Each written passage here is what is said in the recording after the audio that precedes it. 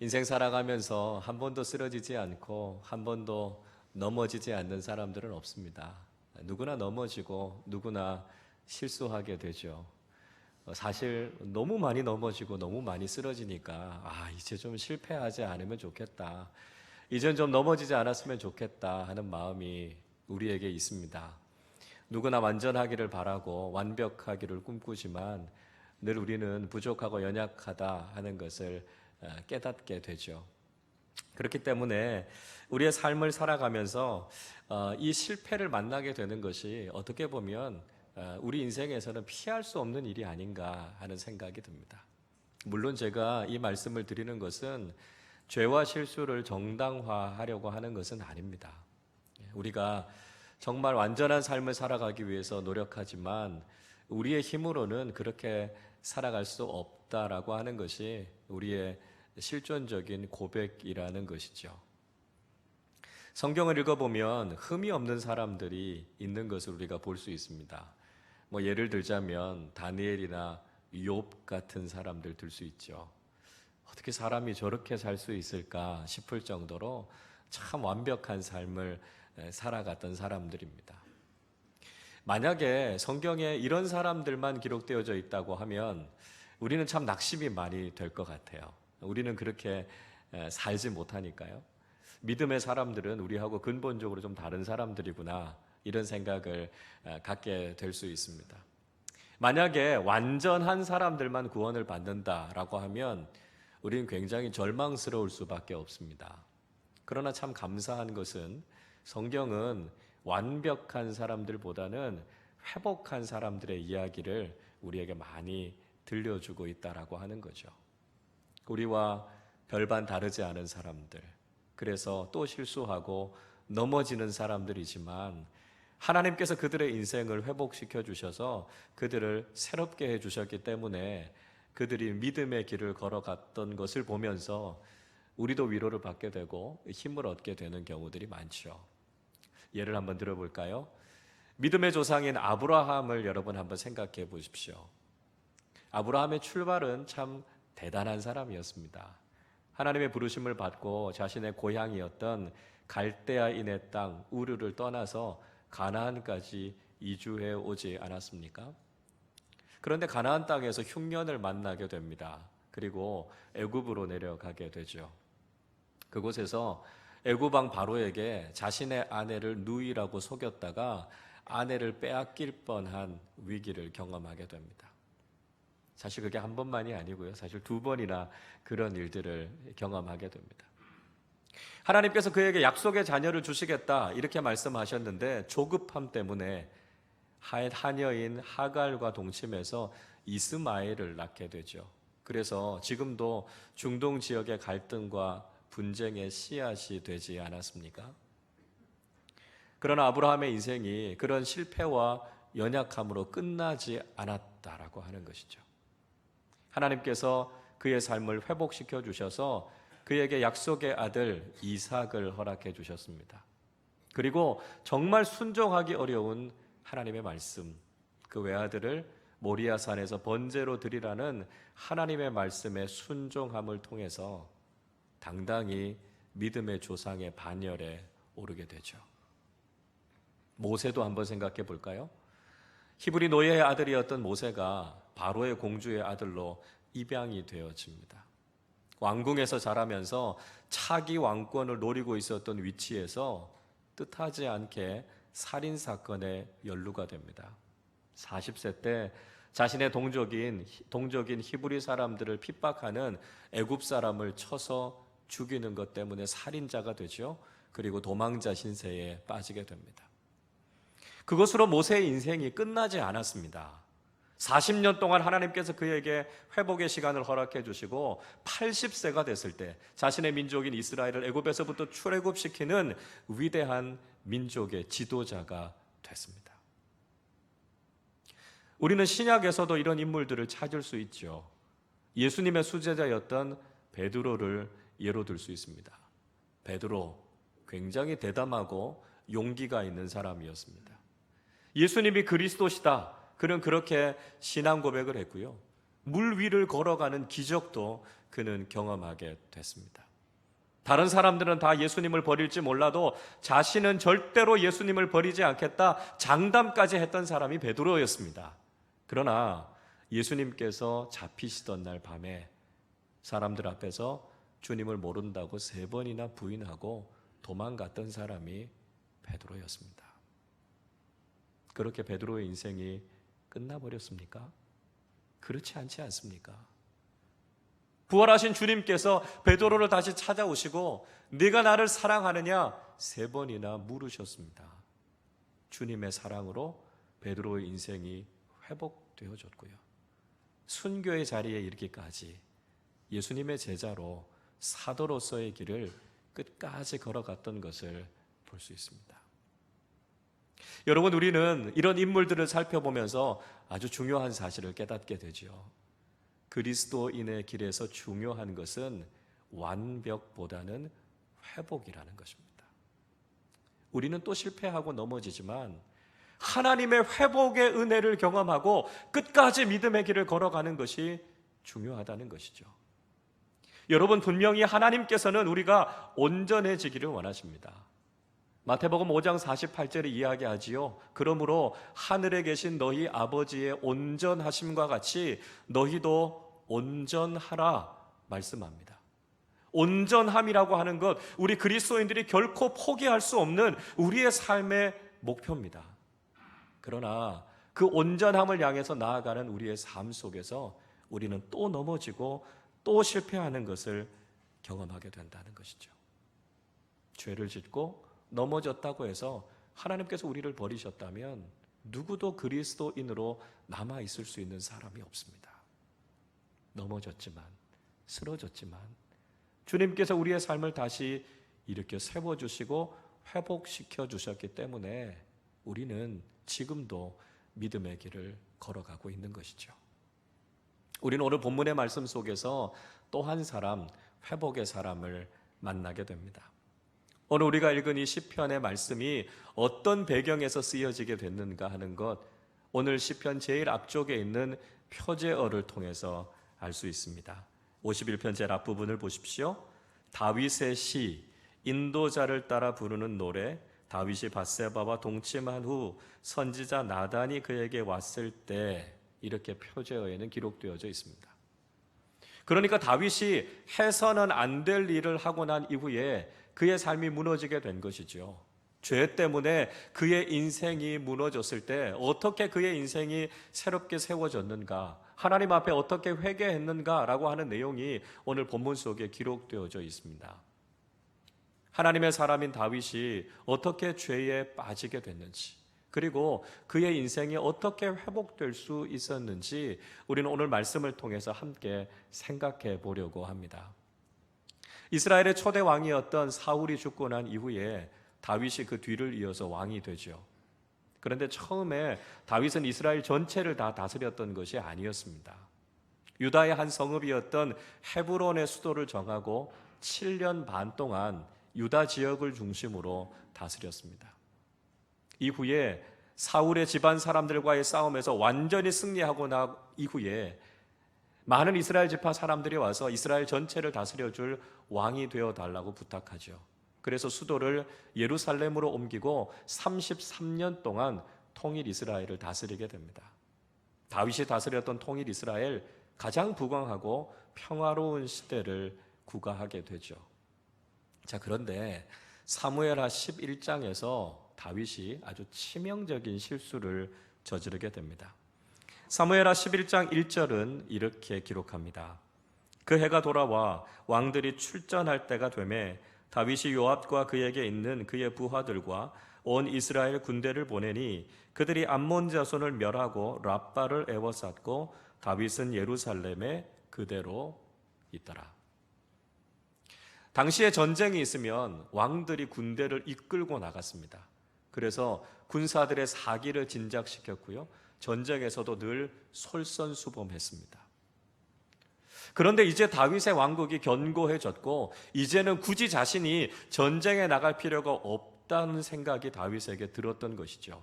그래서 그의 군대는 암몬과 싸우기 위해서 전장에 나가 있었지만 다윗은 예루살렘 왕궁에 그대로 머물고 있었습니다. 밤에 잠이 오지 않아서 왕궁의 옥상을 거닐다가 멀리서 목욕하고 있는 밧세바를 보게 됩니다. 그리고 자신의 마음에 음욕이 일어나게 된 것이죠. 여러분, 우리는 이 말씀 속에서 아주 중요한 교훈 한 가지를 얻게 됩니다. 우리가 있어야 할 자리를 지키지 못할 때 우리는 유혹에 빠지게 될 수 있다는 것이죠. 우리가 마땅히 해야 하는 본분, 그리스도인으로서 해야 하는 성실한 삶을 살아가지 못할 때 우리는 사단의 유혹에 빠지게 될 수 있다는 것입니다.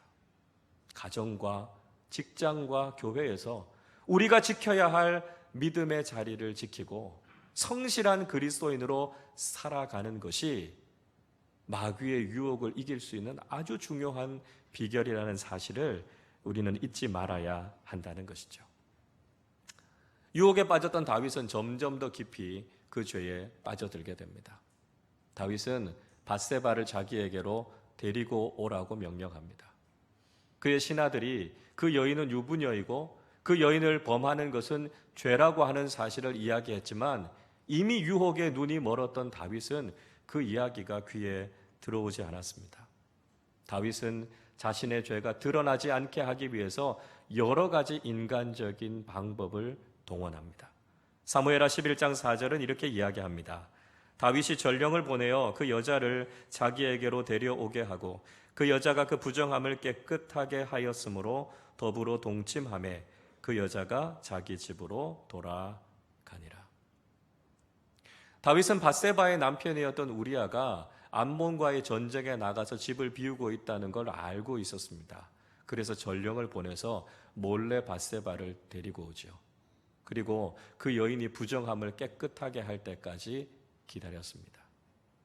이 말씀은 자연적으로 피임이 되는 시기를 이용해서 밧세바와 잠자리를 가졌다는 것입니다. 그런데 사무엘하 11장 5절은 이렇게 말씀하고 있습니다. 그 여인이 임신함에 사람을 보내 다윗에게 말하여 이르되 내가 임신하였나이다 하니라.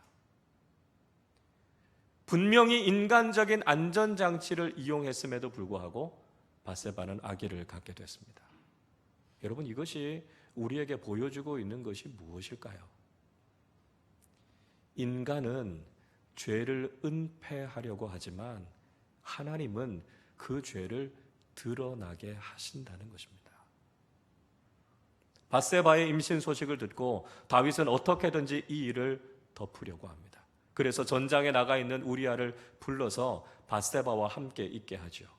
그러나 우리아는 자신의 아내와 동침하지 않습니다.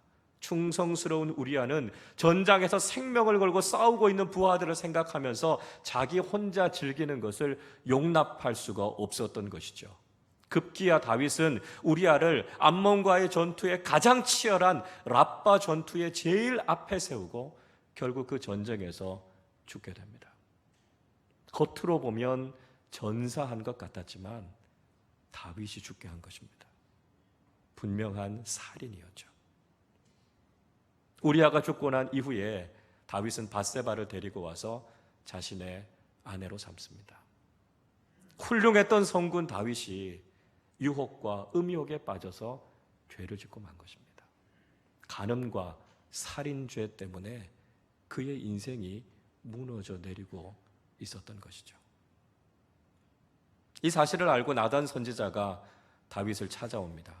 그리고 그것이 얼마나 무서운 죄인지, 하나님께서 얼마나 진노하실 만한 일인지를 이야기해 주죠. 사무엘하 12장 13절은 이렇게 말씀합니다.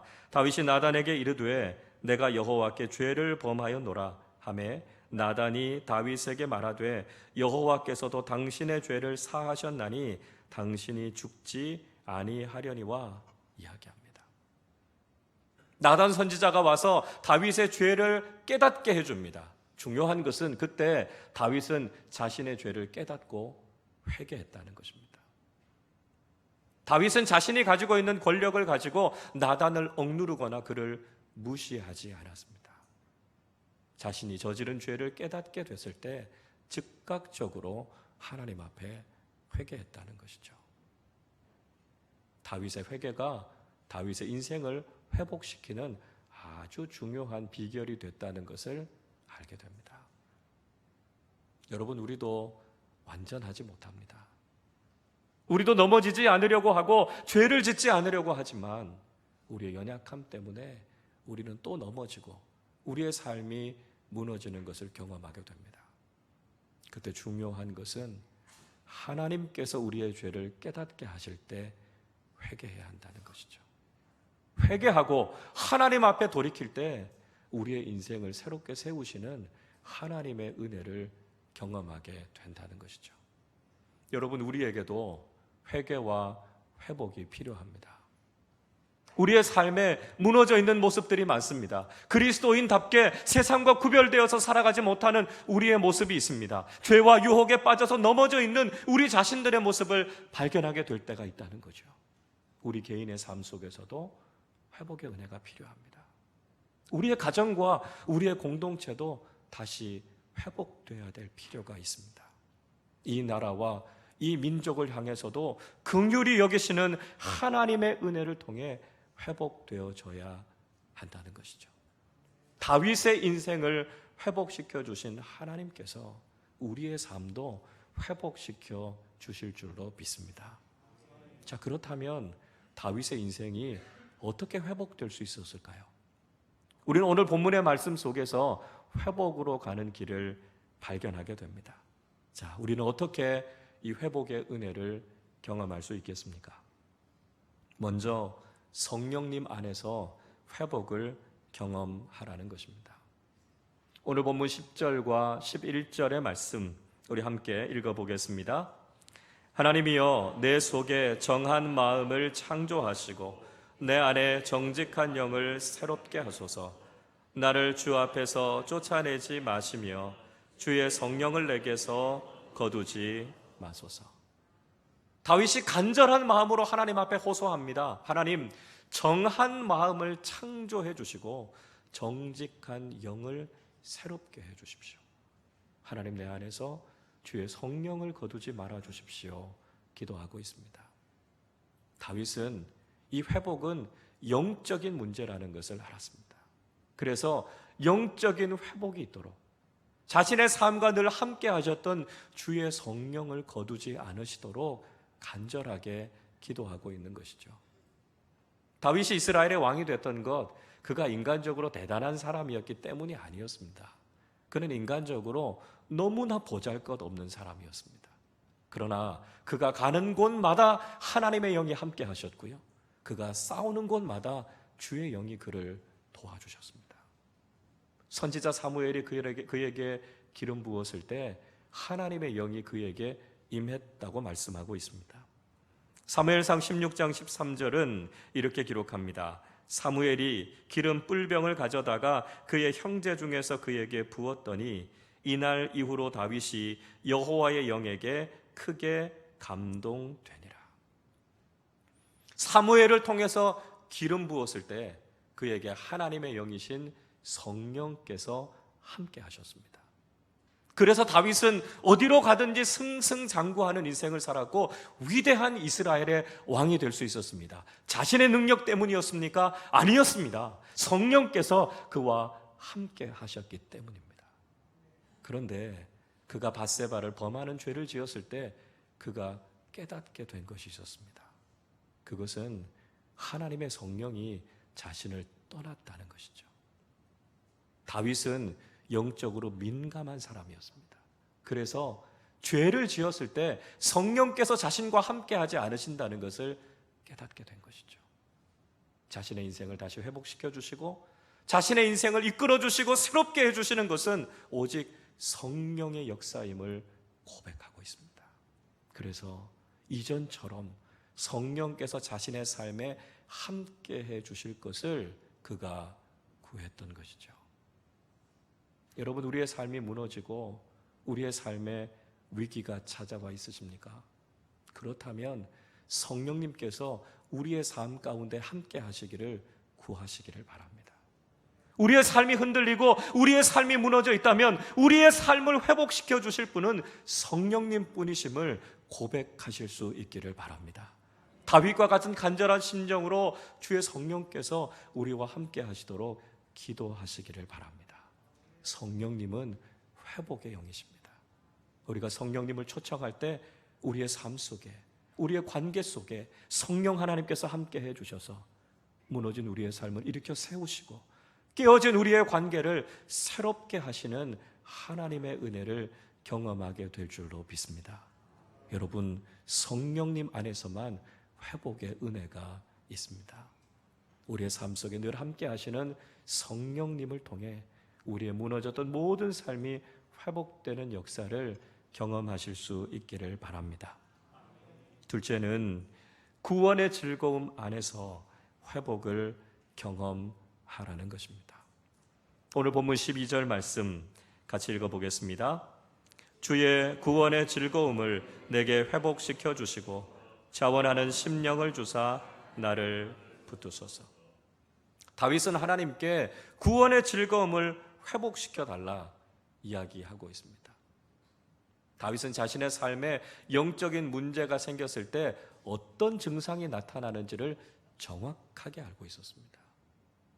여러분, 우리가 죄를 짓고 우리의 신앙생활이 무너질 때 가장 먼저 잃게 되는 것은 구원에 대한 감격입니다. 이게 정말 무서운 일이죠.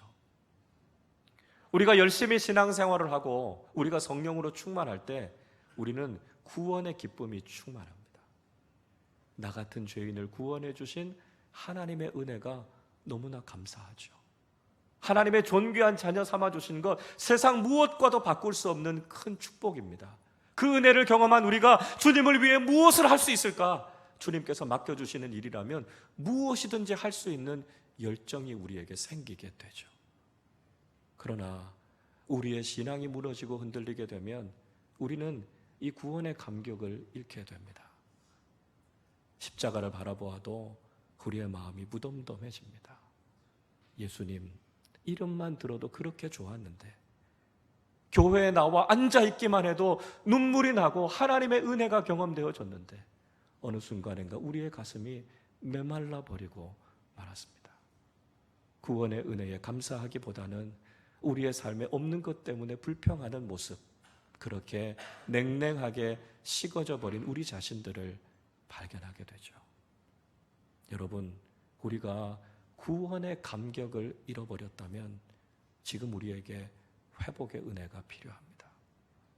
나를 구원해 주신, 죄와 사망에 빠져 영원한 저주 가운데 있었던 우리를 구원해 주셔서 영생을 주시고 하나님 자녀 삼아 주신 그 은혜에 대한 기쁨과 감격이 우리 안에 새로워져야 한다는 것이죠.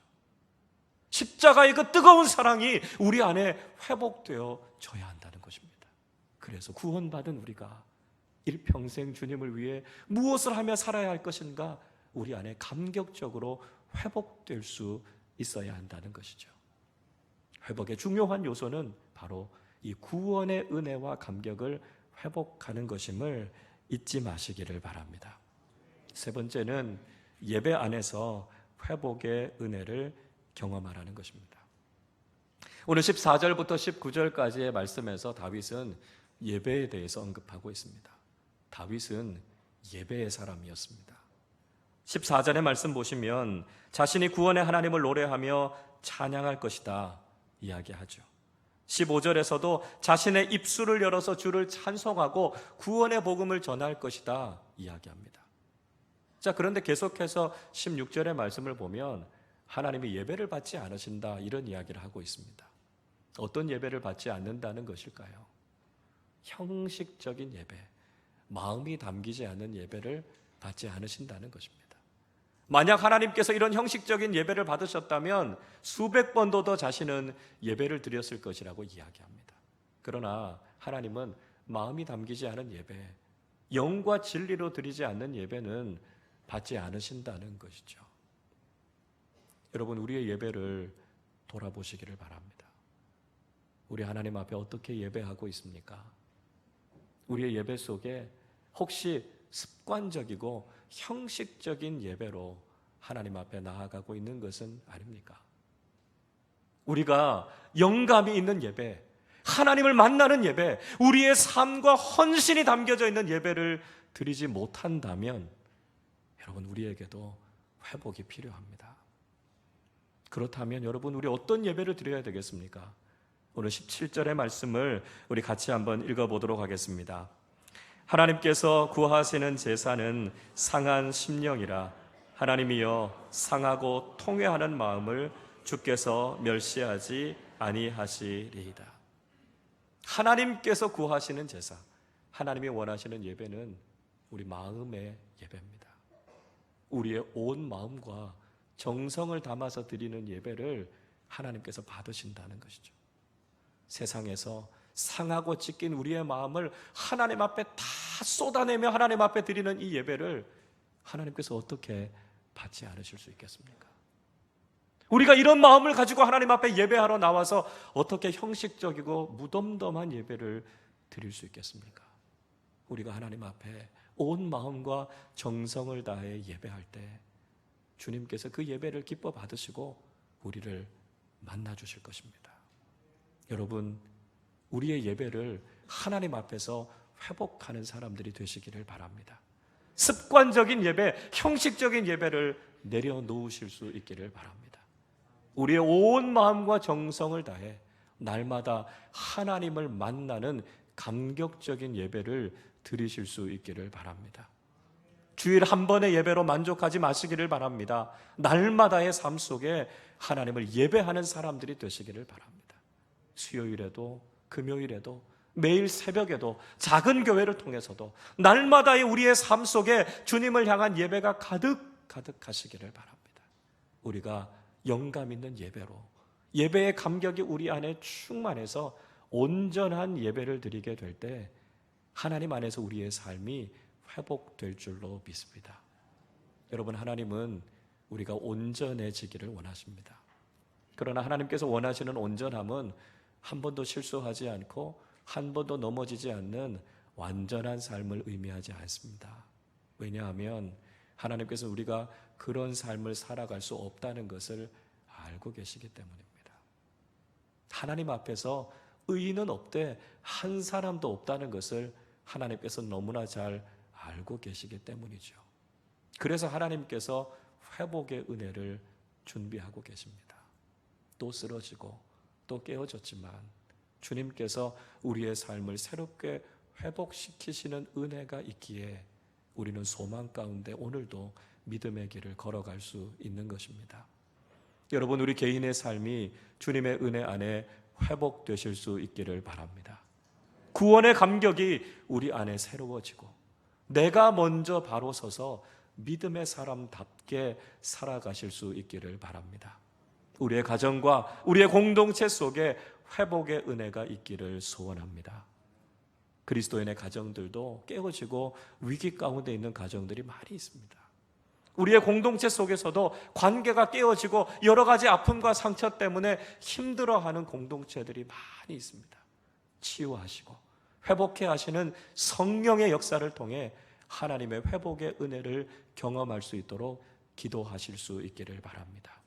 이 나라와 이 민족, 온 세상이 하나님을 대적하여 높아진 모든 교만을 내려놓고 오직 하나님께만 온전한 예배를 드리며 하나님 앞에 믿음을 회복할 수 있도록 기도하실 수 있기를 바랍니다.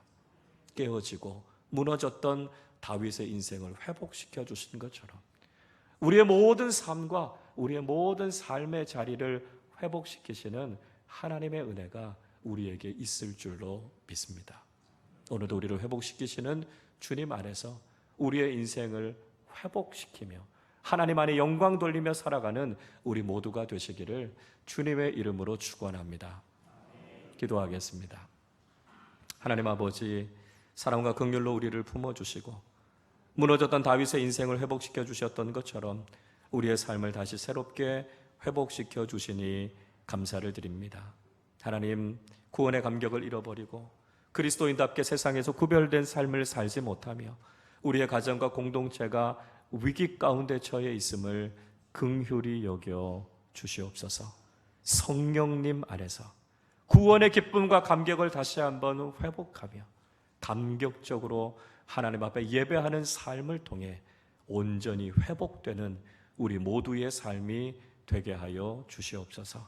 하나님께서 저희들의 삶을 회복시키시고 새롭게 해주셔서 우리의 모든 삶을 통해 하나님 앞에 영광 올려드리는 우리 모두가 될 수 있기를 주님의 이름으로 간절히 기도합니다. 하나님, 저희들의 삶을 통해 영광 받아주시고 저희들의 삶을 선하고 아름답게 이끌어 주시옵소서. 감사드리며 우리 주님 예수 그리스도의 이름으로 기도하옵나이다. 아멘.